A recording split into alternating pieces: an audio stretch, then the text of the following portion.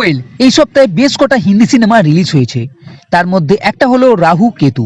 পুলকিত সম্রাট ও বরুণ শর্মা অভিনীত এই কমেডি সিনেমাটা কেমন হলো সেটাই জেনে নেওয়া যাক।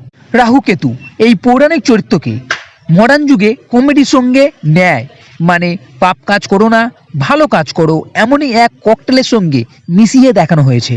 যার প্রথম 10 মিনিট এই রাহু কেতু কে ছিল সেই নিয়ে সময় যায়। এরপর এই দুজনের চরিত্রের এন্ট্রির পরেই সিনেমা জমতে শুরু করে পুরো ক্ষীর। এবং প্রথম দিকে হালকা ফুলকা কমেডি সিনের জন্য বেশ মজাও লাগছিল।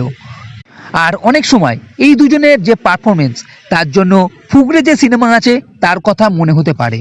তবে ফুগরে সিনেমাতে যে লাগাতার কমেডি আছে সেই রকম কমেডি এই রাহু কেতুতে নেই।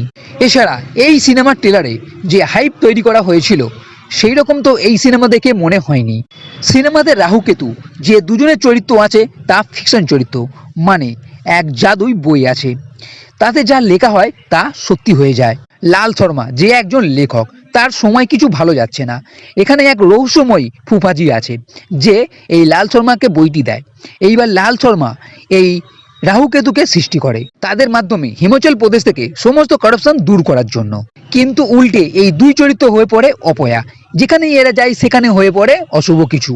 এর মধ্যে সিনেমাতে কিছু টুইস্টও আছে, যার সঙ্গে ডাক ডিলারের এন্ট্রি আছে এবং মরু নামে এক মেয়ে আছে তারও এন্ট্রি। আর এই খাতাটা আবার এদিক থেকে ওদিকও হয়ে যাচ্ছে। তো শেষ পর্যন্ত এই রাহু কেতুর ভাগ্যে কি আছে তার জন্য দেখতে হবে এই সিনেমা। যা প্রথমেই বললাম, সিনেমা শুরু থেকে বেশ ভালোই লেগেছে, বেশ মজা পেয়েছি, এন্টারটেনিং আছে। এর ফার্স্ট হাফ বেশ ভালো, তবে এর সেকেন্ড হাফ কিন্তু ঝুলে গেছে। এমন কিছু সিন আছে যা দেখে মনে হবে এমনিই চলে গেল।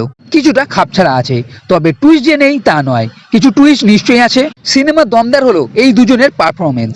সিনেমাতে হাসি আছে, তবে জোর করে হাসি ঢোকানো হয়নি, সিন থেকে এমনিই হাসি আসে। সিনেমার গল্পের মধ্যে নতুনত্ব তো আছে, তবে খুব বেশি কমেডি আশা করবেন না, তাহলে নিরাশ হবেন।